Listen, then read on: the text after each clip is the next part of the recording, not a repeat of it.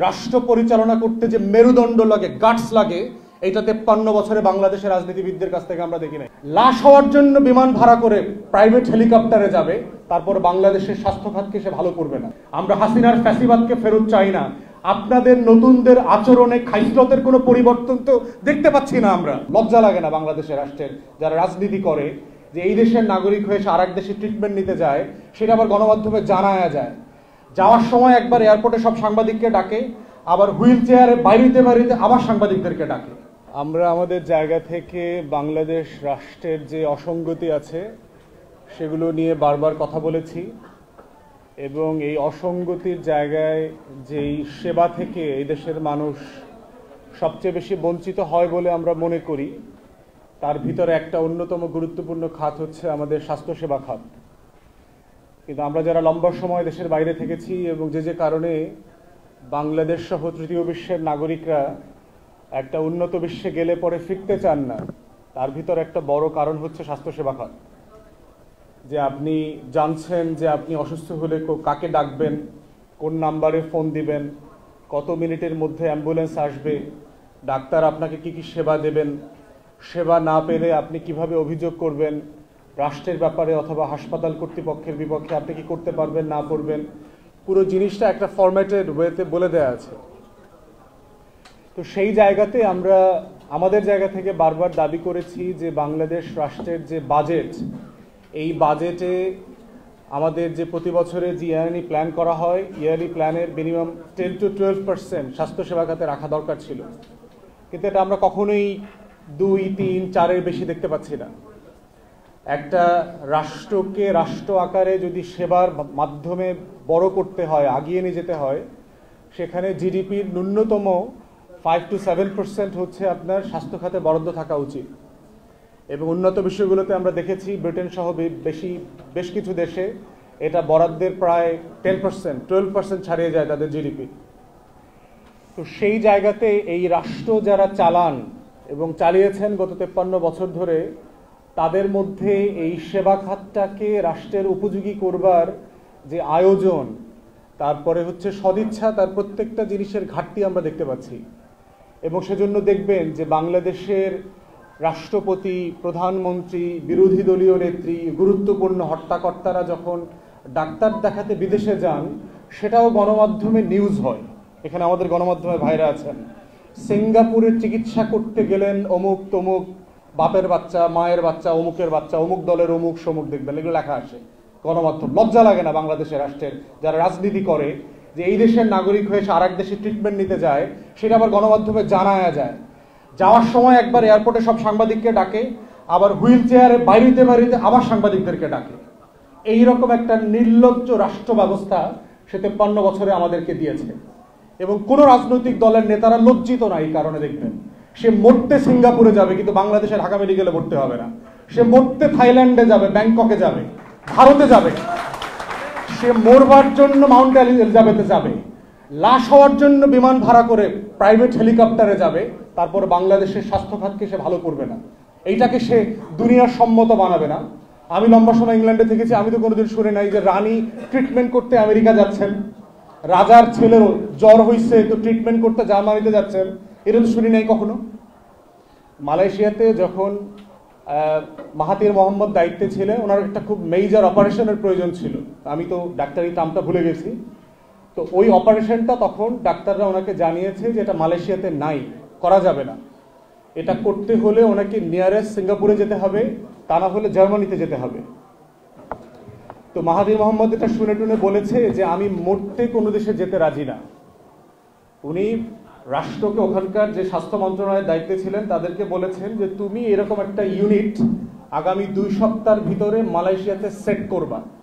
যত টাকা লাগে, যত দেশের যত ডাক্তার আর মেশিনারি লাগে, সেগুলো নিয়ে আসা এই ট্রিটমেন্টটা শুধু মালয়েশিয়াতে আমার হবে না, আমার মতো এই রোগের চিকিৎসা আরও যাদের করতে হবে নাগরিকদের, তাদের প্রত্যেকের জন্য এটা করতে হবে।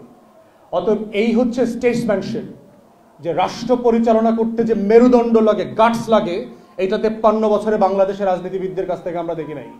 এবং না হওয়ার কারণে কি হয়েছে, আপনাদের মতো মেধাবী মানুষদেরকে আজকে হাসপাতাল ফেলে এই অসুস্থ রাষ্ট্রের চিকিৎসা করতে প্রেস ক্লাবে আসতে হয়েছে। এটাই হচ্ছে এই রাষ্ট্রের লজ্জা। যদি এই রাষ্ট্রের মেরুদণ্ড থাকতো, এই রাষ্ট্রের রাজনীতিবিদদের যদি ন্যূনতম মর্যাদাবোধ সম্মান থাকতো, তাহলে তারা এই দেশে মরতো, গ্রামে মরতো, রাস্তায় মরতো, প্লেনে হেলিকপ্টার করে আরেক দেশে মরতো না। আর দেশের সবচেয়ে গুরুত্বপূর্ণ প্রফেশনালদেরকে এএনইর সার্ভিস থেকে ডেকে এনে রাষ্ট্রের চিকিৎসা এবং প্রতিবাদ করবার জন্য প্রেস ক্লাবে আজকে শত শত হিসাবে হাজির হইতে হইতো না। এটা রাষ্ট্রের জন্য খুবই লজ্জাজনক। আপনাদের এর আগের এই 42 ব্যাচের যে সকল ভাই বোনরা আমার সাথে দেখা করেছেন, আমি আপনাদের কাগজপত্র পড়েছি, আপনাদের দাবি দাওয়াগুলো আমি এর আগে পড়েছি। এর প্রত্যেকটা খুবই যৌক্তিক দাবি, এত ন্যূনতম লেভেলে যৌক্তিক যে এগুলো কোনোদিন দাবি হইতে পারে না। যে একটা বিসিএস এ 2000 ডক্টর অলরেডি পাশ করে ফেলছে, মানে ফাইনালি সিলেক্টেড হয়ে গেছে, তাকে কেন আবার 43, 44, 45-এর নাটকে অংশগ্রহণ করতে হবে? মানে আপনি কেন আরেকটা বিসিএস দিচ্ছেন? মানে এই ন্যূনতম প্রশাসনিক কাঠামোটা আপনি কেন অপারেট করতে জানেন না? আপনার যখন আপনি তাকে টেস্টেড করে ফেলেছেন, আপনি শুধু প্রসেস ফলো করেন। আপনি 6 মাস পরেরটাতে অ্যাপয়েন্টমেন্ট নেন, 3 মাসের পরেরটাতে নেন, 9 মাসের পরেরটাতে নেন। আপনি কেন আবার পুরো পরীক্ষার নাটকটা করছেন? ওয়াই? এই রাষ্ট্রের স্বাস্থ্য মন্ত্রণালয় যারা চালাচ্ছেন, বর্তমান উপদেষ্টা সহ, ওনারা কেউ আসলে এই ডিপার্টমেন্ট ভালো বোঝেন বলে আমার কাছে মনে হচ্ছে না। এবং অন্তর্বর্তীকালীন সরকারের উপদেষ্টা হবার পরে আমি দেখেছি যে এই উপদেষ্টা সিঙ্গাপুরে গেছেন ট্রিটমেন্ট নিতে, এবং আমি সেটারও সমালোচনা করেছি। আমি নিজে সরকারি হাসপাতালে যাই, বিপদে না পড়লে কোনো আত্মীয় স্বজনের জন্য আমি প্রাইভেট হাসপাতালে যাই না। এবং এটা আমি এতদিন লন্ডনে থাকার পরই আমি এই প্র্যাকটিসটা করি। এবং গত 2 সপ্তাহ আগে ঢাকা মেডিকেলে আমি 3 ঘন্টা ডাক্তার দেখায় আসছি, অপেক্ষা করে এখানে সেখানে 200 টাকা 400 টাকা ব্যাংকে জমা টমা দিয়ে আমি টেস্ট করে আসছি। আমি বিশ্বাস করি যে আইন করে বাংলাদেশের রাজনৈতিক নেতাকর্মী, প্রজাতন্ত্রের কর্মচারীদেরকে সরকারি হাসপাতালে চিকিৎসা নিতে বাধ্য করতে হবে। এটাই হচ্ছে একমাত্র সমাধান। দেশের প্রধানমন্ত্রী, প্রেসিডেন্ট, বিরোধী দলীয় নেত্রী, হর্তাকর্তা, অমুকের পোলা, তমুকের পোলা, অমুক রাজবংশের রাজপুত্র, সকল রাজপুত্র রাজকন্যাকে ঢাকা মেডিকেলে পিজিতে গিয়ে লাইনে দাঁড়ায় চিকিৎসা নিতে হবে। দেখেন আমার চিকিৎসা ব্যবস্থার চেহারা পরিবর্তন হয়ে যাবে। কিন্তু যতদিন পর্যন্ত আপনি লুম্পেন মিডল ক্লাস পলিটিশিয়ান বাটপাটদেরকে সিঙ্গাপুরে যাওয়া অ্যালাউ করবেন, ওরা বাংলাদেশের চিকিৎসা ব্যবস্থা ভালো হইতে দেবে না, কারণ ওইটা বিশ্বাসই করে না। এবং সেই কারণে কি হচ্ছে দেখেন, আমার মধ্যবিত্ত কি করে, সে যখন অমুক তমুক ছাগল পাগল এই সেই বাটপাটদেরকে দেখে কয়দিন পর পরে থাইল্যান্ডে, ব্যাংককে, ইন্ডিয়াতে ওখানে সেখানে যাইতে, সে কিন্তু এই স্বাস্থ্য ব্যবস্থার পুরো আস্থা হারায় ফেলে। এবং দেখবেন বাংলাদেশের রুগীদের একটা কমন কনফিডেন্স প্রবলেম আছে, ডেফিসিট প্রবলেম আছে আমাদের স্বাস্থ্য ব্যবস্থার উপরে, কোনো কারণ নাই। বাংলাদেশের 99% মানুষ এখানে চিকিৎসা নেয়, এইখানেই বাঁচে, এইখানেই মরে, সব তো এখানেই হয়, কিন্তু এটাকে কেউ ট্রাস্ট করে না। এখানে তার ডেফিসিট ট্রাস্ট আছে। এই ট্রাস্টটা কেন? বাংলাদেশের বড় বড় গণমাধ্যমে দেখবেন পত্রিকায় রিপোর্ট হচ্ছে যে ভারতে স্বাস্থ্য ব্যবস্থা বদলে গেল, পরিকল্পিতভাবে রিপোর্ট করে। আমাদের এইখানে একটা দুর্ঘটনা হাসপাতালে ঘটলে দেখবেন 10টা গণমাধ্যম ফার্স্ট পেজে রিপোর্ট করে দেয়। আপনার ইংল্যান্ডে রোগী মারা যায় না? আমি ল পড়ার কারণে মেডিকেল নেগলিজেন্স পড়েছি, ওখানে মেডিকেল ট্রাইব্যুনাল আছে, হাজার হাজার মামলা হয় প্রতি বছর। এনএইচএসকে প্রতি বছর 2 থেকে 3 বিলিয়ন পাউন্ড শুধু কম্পেনসেশন দিতে হয়। কই, আমি তো কোনোদিন ওখানকার গার্ডিয়ান, ইন্ডিপেন্ডেন্ট, টেলিগ্রাফ, টাইমসের ফার্স্ট পেজে কোনো নিউজ পড়ি নাই যে অমুক হাসপাতালে তমুক ভুল চিকিৎসার কারণে মারা গেছে। আপনি এই রিপোর্টের কনসিকোয়েন্সটা বোঝেন? সকল কিছু ঠিক থাকার পরে একটা মানুষ মারা যাইতে পারে, একটা রোগী মারা যাইতেই পারে। যদি মারা যায়, মারা যাওয়ার তো একটা ডিসপিউট রেজলিউশন থাকতে হবে, যেটা কিভাবে ডিল করবেন আপনি এটা পেশেন্টকে ট্রেন করবেন, হাসপাতালের একটা লোকাল কমপ্লেইন ম্যানেজমেন্ট সিস্টেম থাকবে। এটার বাইরে যদি যান, আপনি হেলথের অম্বার্সমেন্ট থাকতে পারে, হেলথ রিলেটেড আপনি মেডিকেল নেগলিজেন্সের ট্রাইব্যুনাল করেন, ট্রাইব্যুনালে ডাক্তারের বিরুদ্ধে, হাসপাতালের বিরুদ্ধে আপনি মামলা করেন, অবজেক্টলি সেখানে হোক। মারামারি হইতে হবে কেন? এবং মারামারিটা কোন লেভেলের দেখেন, এই সোনার বাংলার সোনার ছেলেরা কি করে দেখেন। গত কয়দিন আগে এই যে ন্যাশনাল হসপিটাল নাকি একটা আছে, সেখানে একটা ছেলে মারা গেছে। মারা গেলে তার বন্ধুরা কষ্ট পাইছে, ডেঙ্গুতে, জ্বরে, হোয়াটএভার, তারা প্রতিবাদ করতে আসছে। প্রতিবাদ থামানোর জন্য এরা আবার পাশের কলেজের একটা ছাত্র সংগঠনের ছেলেদেরকে 5 লাখ 10 লাখ টাকা দিচ্ছে, দিয়া পোলাপান পিটানোর জন্য ভাড়া করছে। তো পোলাপান পিটানোর জন্য ভাড়া করছে, পরে 2 কলেজ একসাথে হয়ে গেছে, আর 35 জাতীয় বিশ্ববিদ্যালয়ের কলেজ আবার একসাথে হয়ে এসে মিছিল করছে। কি একটা বিশাল নেপোলিয়ন বোনাপার্টের মতো যুদ্ধ করতেছে, বিশ্ব বিজয় করবে। বাংলাদেশে এখানে মানে কে বিজয়ী হবে, এই মুকুটটা কার গলায় যাবে? একজন মারা গেছে, সেই মারামারিকে কেন্দ্র করে 3টা-4টা কলেজ একেবারে ধ্বংস হয়ে গেছে। কি মোল্লা কলেজ একটা শুনলাম, তার প্রিন্সিপাল বলেছে 60 কোটি টাকার সম্পত্তির ক্ষতি হয়েছে। বাকি 2টা কলেজের কথা না হয় সরকারি কলেজ, এই জন্য কেউ আলোচনা করে নাই। ওই হাসপাতালটা, তাহলে এটা করতে হচ্ছে কেন? কারণ এই যে ন্যূনতম দাবিগুলোকে অ্যাড্রেস করবার কোনো মেকানিজম রাষ্ট্রের নাই। এই রাষ্ট্রকে বারবার কেন মিছিলের পরিণত করতে হচ্ছে, বাধ্য করতে হচ্ছে, মিটিং করতে হচ্ছে, জিম্মি করতে হয়, রাস্তা আটকাইতে হয়, 7 রাস্তা, তেজগাঁ, এইটা সেইটা সবকিছু আটকাইয়া দিয়ে দাবি করতে হয় রাষ্ট্রের। অথচ দেখেন প্রধান উপদেষ্টা, গতকালকে আমি একটা ডোমেস্টিক ফ্লাইটে আসছি, ঢাকা শহরের এয়ারপোর্ট কেন্দ্রিক পুরো স্টাক হয়ে গেছে। ইস্ট তিমুরের প্রধানমন্ত্রী না প্রেসিডেন্ট আসছে আমাদের বিজয় দিবস উপলক্ষে, তাকে রিসিভ করতে প্রধান উপদেষ্টা গেছে। ইস্ট তিমুরও একটা দেশ, সেই দেশের একটা প্রধানমন্ত্রী আর প্রেসিডেন্ট বাংলাদেশে আসবে, তার জন্য প্রধান উপদেষ্টাকে কেন এয়ারপোর্টে যাইতে হবে উইথ টোটাল ভিআইপি প্রোটোকল? মানে আপনার সাথে ব্যক্তির সম্পর্ক, আপনি নোবেল পুরস্কার পাইছেন, সেও পাইছে, সো হোয়াট? আপনি রাষ্ট্রের 20 কোটি মানুষকে জিম্মি করে ফেলবেন?